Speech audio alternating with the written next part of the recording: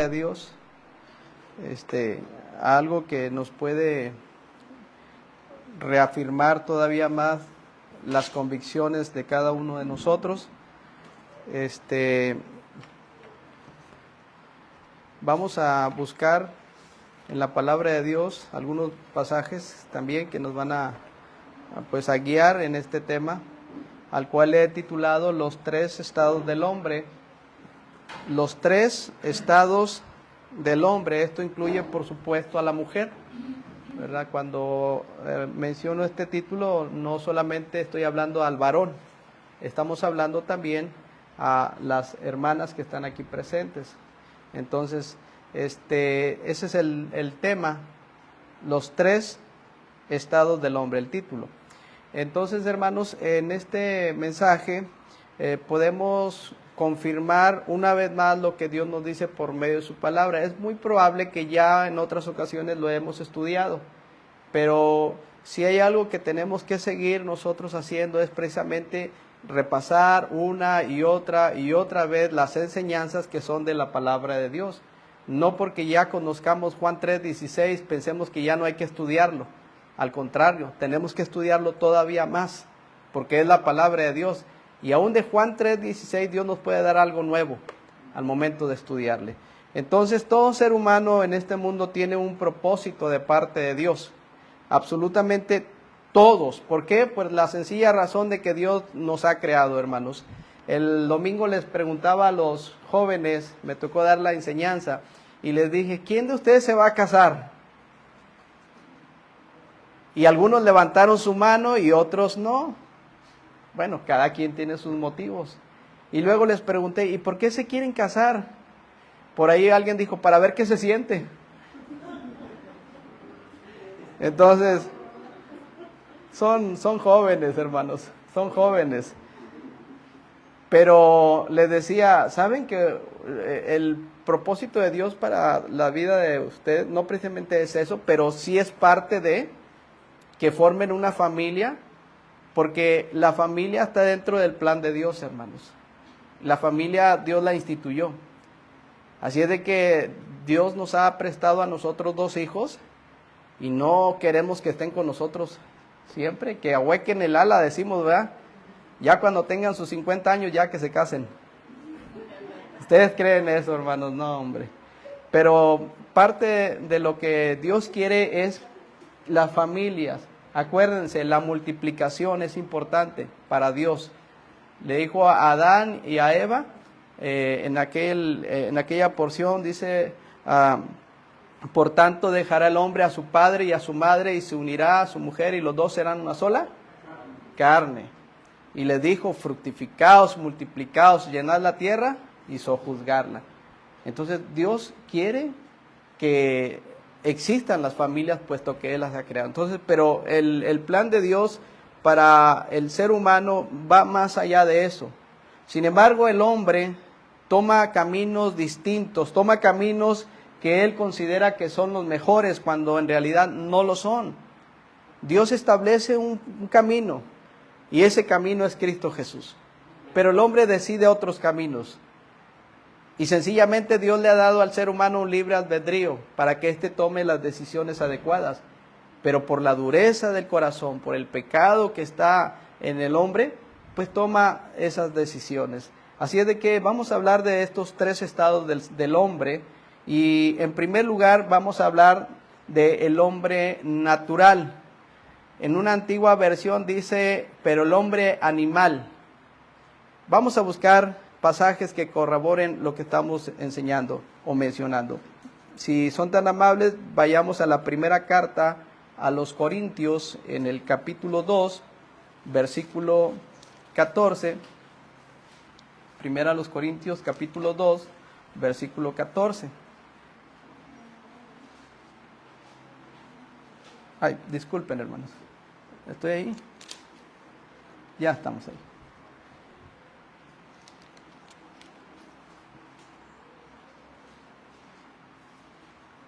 ¿Ya llegaron ahí a ese pasaje, hermanos? Bien. Para contextualizar un poquito, recordemos que la iglesia de ahí de Corinto era una iglesia por demás carnal. Era una iglesia que tenía no solamente un conflicto, sino tenía un montón de conflictos. Era una iglesia imperfecta, porque las iglesias, hermanos, somos así. Somos imperfectos. El único perfecto es el Señor Jesucristo.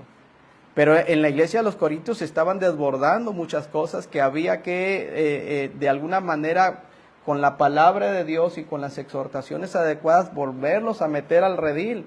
Y era el propósito del apóstol Pablo, confirmarles en la fe y decirles de una manera clara: hermanos, esto no es así. O sea, no es un club social, y entre otras cosas. Pero la iglesia ahí en Corinto era una iglesia por demás carnal.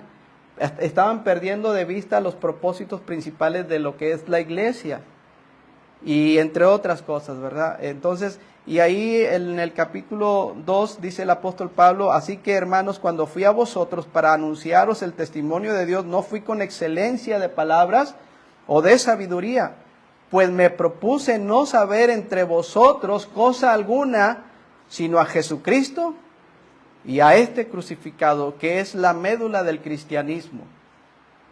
Ya que ellos tenían muchos problemas por ahí. Y ni mi palabra ni mi predicación fueron con palabras persuasivas de humana sabiduría, sino con demostración del Espíritu y de poder, para que vuestra fe no esté fundada en ¿qué cosa? Vean ahí, hermanos, para que vuestra fe no esté fundada en sabiduría de los hombres, sino el poder de Dios. Porque lamentablemente, cuando se pierden los enfoques, nos estamos fijando más en los hombres que en lo que Dios dice.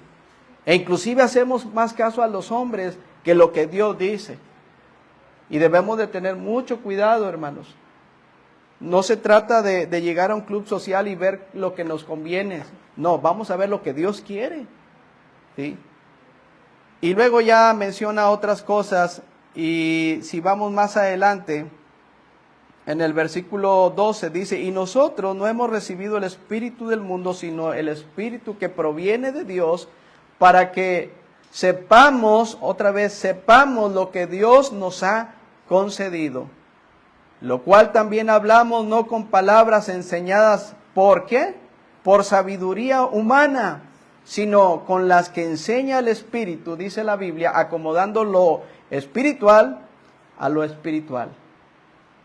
Y el apóstol Pablo tiene que poner a relieve al primer tipo de hombre que menciona la Biblia. ¿Cuál es? Versículo 14, lo pueden leer, hermanos, para que puedan participar.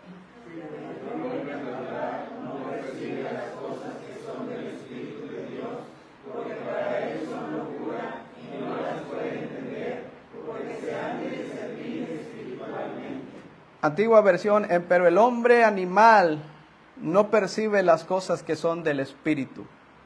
Hermanos, el hombre natural o la mujer natural es aquella persona que no le ha resplandecido la luz del evangelio, es decir, no tiene a Cristo morando en su corazón. Es aquella persona que ha decidido vivir en sus delitos y en sus pecados y no se ha arrepentido de ellos.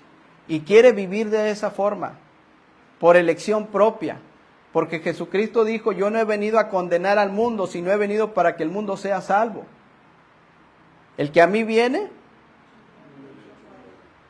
¿sí?, no le echo fuera. Entonces, hermanos, el hombre sin Cristo, ese hombre natural. Ahora, usted puede decir: sí, pues es el hombre natural, no tiene a Cristo. Hermanos, yo quisiera que pusiéramos cuidado con esto. Porque quiero decirles que nosotros en algún momento formábamos parte también de este estado natural. Cada uno de nosotros éramos de la misma forma, un hombre o una mujer sin Cristo, alejados de Dios totalmente. De manera que cuando lleguemos a este versículo y pensemos: sí es el hombre que no tiene a Cristo, tengamos cuidado, porque nosotros también estábamos en esa condición, totalmente alejados de las cosas del Señor. Y qué tristeza es, hermanos, saber que aún nosotros pensamos o decimos tener algunas personas que amamos, porque tenemos conocidos, hermanos, tenemos personas, familiares que están en ese estado en un estado de un hombre o una mujer sin Cristo, en un estado de hombre natural. Y esa es la razón por la cual dice la Escritura que el hombre natural no entiende las cosas que son del Espíritu de Dios, porque dice la Biblia que para él son locura. Como hemos dicho en otras ocasiones, les hace raro ver que ustedes se reúnan los domingos, los miércoles, que den sus ofrendas, que den sus diezmos. ¿Y cómo es posible que ellos hagan esas cosas? No lo entienden porque precisamente están en ese estado natural, sin Cristo. No les ha resplandecido la luz del Evangelio y se burlan y se mofan y no van a entender jamás las cosas de Dios porque tienen que nacer de nuevo. Tienen que discernir estas cosas espiritualmente, hermanos. Y yo les invitaría a que pensáramos en aquellas personas que decimos amar. Tu papá, tu mamá, tus amigos, tus tías, tus tíos, tus compañeros, quien sea. ¿No te da pendiente de que ellos vayan a la condenación eterna? Porque eso es lo que le espera al hombre sin Cristo y a la mujer sin Cristo. Y hermanos, no hay algo que pueda compungir tu corazón al ver que irremediablemente tu hijo, tu hija, tu primo, quien sea, sin Cristo va a una condenación eterna. Y ahí será el lloro y el crujir de dientes. No puede ser posible, hermano, que por nuestra sangre, digamos, corra atole en lugar de esa sangre. No puede ser posible. Eso nos habla de que hemos perdido la sensibilidad hacia las demás personas. El Señor Jesucristo no es la enseñanza que nos da. Él dice que cuando vio a las multitudes, ¿tuvo qué? Tuvo compasión de ti y de mí en ese momento. No es posible que las iglesias, conforme pasan los años, vayamos bajando la guardia al respecto y nos durmamos literalmente en nuestros laureles. Es terrible esa condición, hermanos. A veces no medimos las consecuencias hasta que no están ahí. Cuando las cosas van bien, hermanos, en la familia, cuando las cosas van bien en tu vida, en tu persona, cuando no hay una enfermedad en tu vida, ¿sí? Aparentemente tú dices, no hay ningún problema, pero cuando la enfermedad toca tu puerta, como el cáncer, como hemos visto en muchas personas, quiero decirte que el panorama cambia radicalmente en una persona, radicalmente. Y en lugar de que nosotros pudiéramos hacer mayor énfasis en el evangelismo, lo hacemos a un lado, tristemente. El hombre natural no entiende las cosas, pero tú y yo así estábamos, ¿no? Las cosas de Dios. Él necesita que llegar al conocimiento del evangelio para que deje de ser ese hombre natural. Dice la Biblia ahí, en cambio el espiritual juzga todas las cosas, pero él no es juzgado de nadie. ¿Cuántos hombres y mujeres en ese estado conoces, hermano? ¿Cuántos? ¿Pocos o muchos? A diario, ¿con cuántos te topas? Y sabes que cuando tú y yo vemos a una persona, no es casualidad, sino que Dios nos ha dado un propósito como iglesia y como sus hijos, para que puedas hablarle de Cristo. Y desde luego tenemos que hacerlo con el ejemplo. Entonces, hermanos, tomemos en cuenta ese primer estado del hombre, el hombre natural. Agradezco a Dios que en mayo del 96 me rescató de mi vana manera de vivir. Todavía recuerdo en mayo del 96 ese momento tan importante para mí, en donde me rendí a los pies del Señor Jesucristo. Y saben, hermanos, a la fecha Él no me ha fallado, porque en Cristo estamos completos, totalmente. Él me ha dado todo, absolutamente. Y sé que un día lo veré tal y como es Él. Entiendo que ahora en Cristo solo estoy de paso, los años, los meses, los días que Él quiera. Pero lo más glorioso está por venir, hermanos. Pero eso no lo va a entender el hombre natural. El hombre natural se preocupa por el dinero, por lo que hay, por los problemas, por las enfermedades, por tantas cosas, en lugar de poner sus ojos en el galardón. Tengamos cuidado cuando lleguemos ahí a 1 Corintios 2:14 y si leemos de corrito, pero el hombre natural no persigue. Cuidado, hermano, regrésate, medita, considera, porque hay mucha gente que necesita salir de ese estado Y tú y yo como iglesia tenemos la responsabilidad de compartirles ese mensaje. Hermanos, pero también nos habla la Biblia del hombre carnal. El hermano Enrique nos hizo el favor de leer una porción. ¿Se acuerda cuál fue? Gracias. Vayamos por favor ahí a Romanos capítulo 8. Hermanos, el hombre carnal, ¿qué quiere decir esto? Miren, posiblemente algunos predicadores difieran y digan, no, es que realmente no hay un hombre natural, sencillamente es de los que tienen a Cristo y los que no. Está bien, no debatimos al respecto. ¿Saben? No, a mí no me gusta debatir de las escrituras nada. Me dan la oportunidad de abrir las escrituras, en oración le pido al Señor sabiduría y trato de apegarme al principio literal también. Y dice Romanos capítulo 8, ¿lo leen una vez más? 8:1.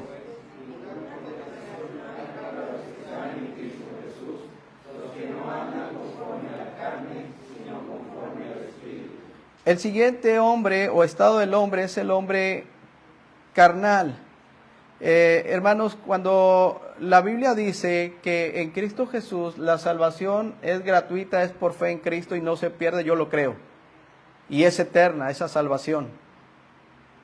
La salvación no se pierde, como algunos dicen. Y la salvación no se condiciona. Simplemente la salvación es por gracia. Nada más por gracia.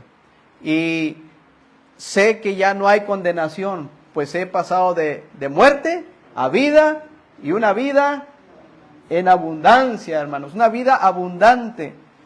Pero cuando la Biblia nos habla en este capítulo y en este versículo, dice, ahora pues ninguna condenación hay, sí lo podemos utilizar para hablarles de la seguridad de salvación, sí lo podemos hacer, no hay ningún problema. Pero tiene un trasfondo todavía muy interesante, hermanos, en donde dice, ninguna condenación hay para los que están en Cristo Jesús. Pero más adelante dice, búsquenlo ahí, los que no andan conforme a la carne, sino conforme, la palabra conforme es de acuerdo a, los que no andan conforme a la carne, los que no andan buscando las cosas que les van a afectar, es la persona, es el hombre o la mujer que ya tiene a Cristo morando en su corazón, pero que por alguna razón no ha crecido, hermanos, como los hermanos ahí en Corinto. El apóstol Pablo también en otra porción les dice, odia beber leche y no vianda, porque no eran capaces ni son capaces todavía. Hermanos, cuando nosotros creímos en Cristo como nuestro Señor, como nuestro Salvador personal, dice la Escritura en Efesios capítulo 11, que Él nos ha sellado con el Espíritu Santo de la promesa. Ahora le pertenecemos a Él. Amén. Primera a los Corintios 6, 19 y 20. ¿O ignoráis que vuestro cuerpo es templo del Espíritu Santo? Hermanos, Dios mora en nosotros. ¿Cuántos lo creen? ¿Te das cuenta de la importancia? Y el hombre natural no lo entiende. ¿Cómo es que Dios mora en mí? Porque ahora dice la Escritura, este cuerpo le pertenece. Y hermanos, se establecen dos naturalezas, por supuesto. La naturaleza, esa naturaleza adámica, esa naturaleza que cuando una persona nace ya trae escrita en cierta forma, esa naturaleza que lo va a llevar a esa condenación eterna. Pero bendito el Señor que en Cristo Jesús las cosas cambian y el nuevo nacimiento nos introduce a esa nueva naturaleza espiritual, a la familia de Dios. Hermanos, damos gracias al Señor, ¿verdad? Porque ahora tenemos esa naturaleza, la naturaleza espiritual. Sin embargo, entramos también en una guerra y una guerra en donde no hay tregua alguna. Y la carne es factor importante ahí. Allá en Mateo capítulo 26, recordarán ustedes cuando el Señor Jesucristo instó a Pedro, Jacobo y a Juan y les dijo, vengan, y luego le dijo, quédense ahí y yo voy allá y voy a orar. Voy a orar. Y desde luego iba a orar por ellos también. Iba a orar por las circunstancias que se avecinaban a la persona de nuestro Señor Jesucristo. Pero él oró esas veces pidiendo lo mismo al Padre, diciéndole, si quieres que pase de mí esta copa, pero no se haga lo que yo quiero, sino lo que tú quieres. Y les dijo, velad y oráis orar para que no entréis en tentación. Y regresó después. ¿Y cómo los encontró, hermanos?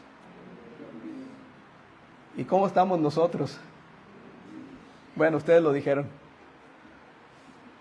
Y luego otra vez volvió a hacer lo mismo.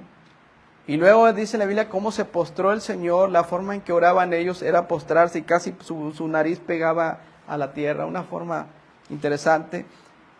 Y así los encontró, pero ya después dijo, ya descansen, ya ha llegado la hora. Pero dijo, velad y orad para que no entréis en tentación, el espíritu a la verdad está dispuesto, pero, ahí está el pero que sí vale. Pero la carne, hermanos, la carne es débil, dice la Escritura.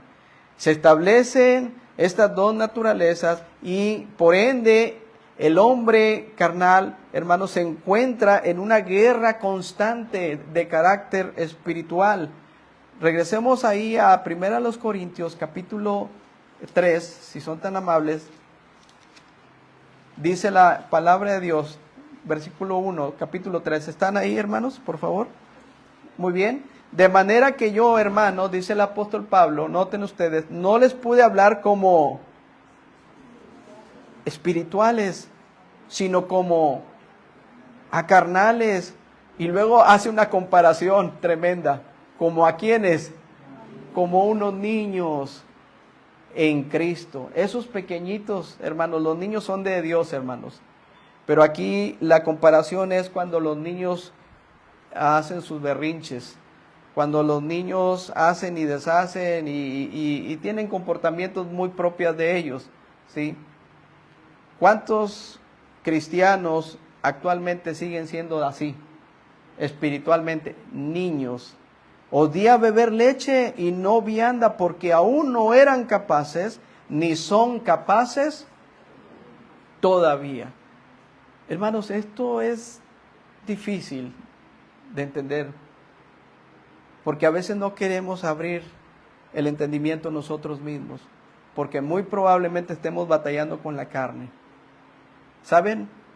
Hablaba con un hermano que me dice, hermano, estoy contento porque me bauticé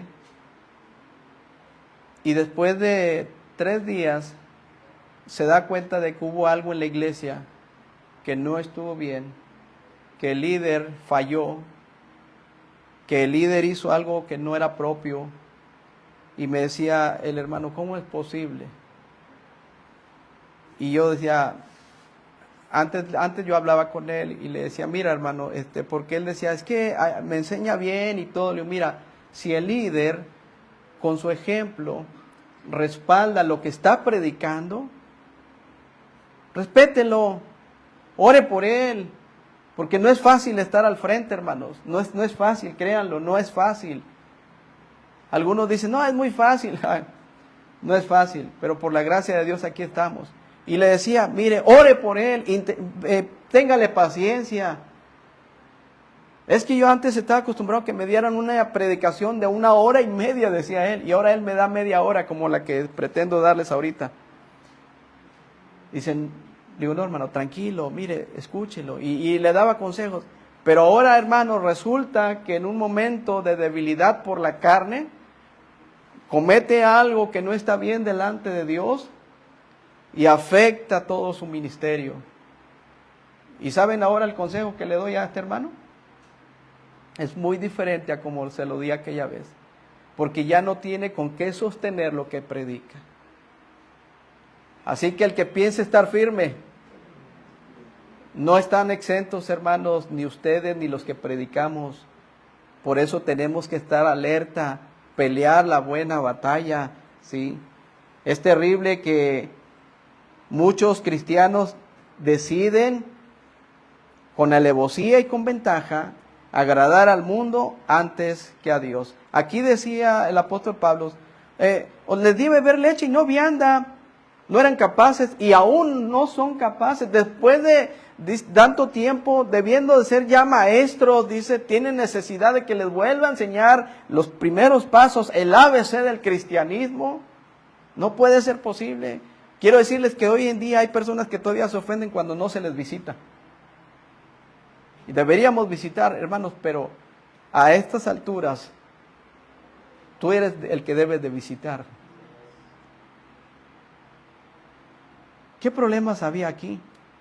Son carnales, dice el apóstol Pablo, pues aún sois carnales, pues habiendo entre vosotros, noten, celos, contiendas, disensiones, ¿no sois carnales y andáis como hombres? Porque dice el uno, yo soy de Pablo, el otro yo soy de Apolos, ¿no sois carnales? ¿Qué pues es Pablo y qué es Apolo? Servidores y punto. Yo planté, Apolo regó, pero el crecimiento lo ha dado Dios. Pero tristemente cuando hay inmadurez se enfocan más en el hombre, siguiendo sus directrices, en lugar de la palabra de Dios, hermanos. ¿A cuántas personas ya no dañó este obrero ahí? ¿A cuántas personas ya no afectó? Y si alguien me dice, oye, ¿me recomiendas ir a ese lugar? ¿Qué crees que le voy a decir? Absolutamente, rotundamente, no, hermanos. No está bien. No es posible. Tal vez algunos dirán, es que eres muy estricto, tal vez. Hermanos, no es que sea, es que no podemos andar jugando a las cosas del Señor.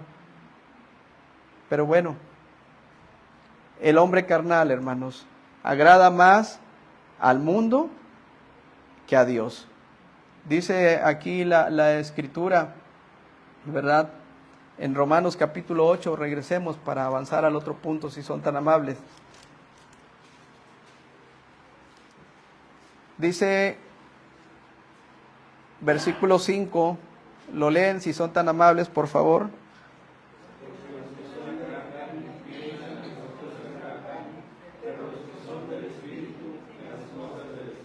Hermanos, el hombre carnal es aquel que tiene a Cristo, pero no ha decidido crucificar en la cruz del Calvario sus deseos y sus pasiones, como dice la Escritura. No se ha considerado muerto al pecado y vivo para Dios. Es aquella persona que no ha entendido lo importante que es ser un hijo de Dios y lo importante que es tener una relación más profunda con Dios. Después de la salvación, Dios quiere que tengamos una relación más con Él, hermanos, que lo conozcamos más a través de su palabra, a través de postrarnos y orar y decirle, ¿qué quieres para mí en este día? Y tener esa relación estrecha con nuestro Dios, porque el mundo está peleando, el mundo está avanzando, el mundo está destruyendo familias, y el cristiano carnal es aquel que decide estar dormido en sus laureles en lugar de tomar la espada, en lugar de prepararse para la batalla diaria que tenemos, y ese es el hombre carnal.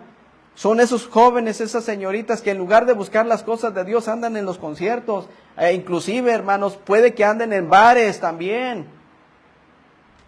Porque hemos visto a veces por medio del chismógrafo, que es el Facebook, que salen tantas cosas. Y todavía se jactan, hermanos, porque se toman las mismas fotografías. Cuidado, cuidado y cuidado, por favor.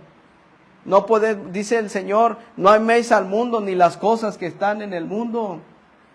Y dejémonos de andar de ahí peleando unos con otros, hermanos. Debemos de sufrir el agravio. Debemos de ser tolerantes unos con otros.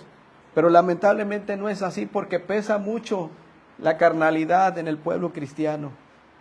Ese es el hombre carnal. Y ya no hay tiempo para mencionar más cosas, porque terminamos con el tercero. Y ese es el hombre espiritual. ¿Sí? El hombre espiritual no es aquel que trae una aureola en su cabeza, hermanos. El hombre espiritual o la mujer espiritual no es aquella que tiene unas alas como angelito. No es aquel que está en una burbuja en donde no me toquen porque soy cristiano. Ese no es el hombre espiritual, de ninguna forma. El hombre espiritual es aquel que está consciente de sus prioridades, y en la prioridad número 1 es Dios, hermanos. Amén. Hermanos, a veces establecemos un orden de prioridades y decimos, es Dios, es la familia y la iglesia. Y yo digo, sí es cierto, porque si Dios me va a pedir cuentas va a ser por la familia. antes que a la iglesia. Pero déjame decirles lo que el hermano Daniel recalcaba mucho. Buena relación con Dios, buena relación con los demás, con tu familia, con quien tú quieras, porque hay una buena relación con Dios. Pero si tienes una mala relación con Dios, por sentido común vas a tener una mala relación con todos. ¿Sí? El hombre espiritual está consciente de sus prioridades, que es Dios en primer lugar. Y si Él es la fuente principal de todas las cosas para Él va a irradiar a los demás de esa misma manera. Porque confía en Dios. Isaías dice, tú guardarás en completa paz a aquel cuyo pensamiento en ti persevera, porque en ti ha confiado. En Jehová está la fortaleza de los siglos. Hermanos, el hombre espiritual se preocupa por agradar a Dios en todos los aspectos. Noten, en todos los aspectos, no solamente los domingos y los miércoles.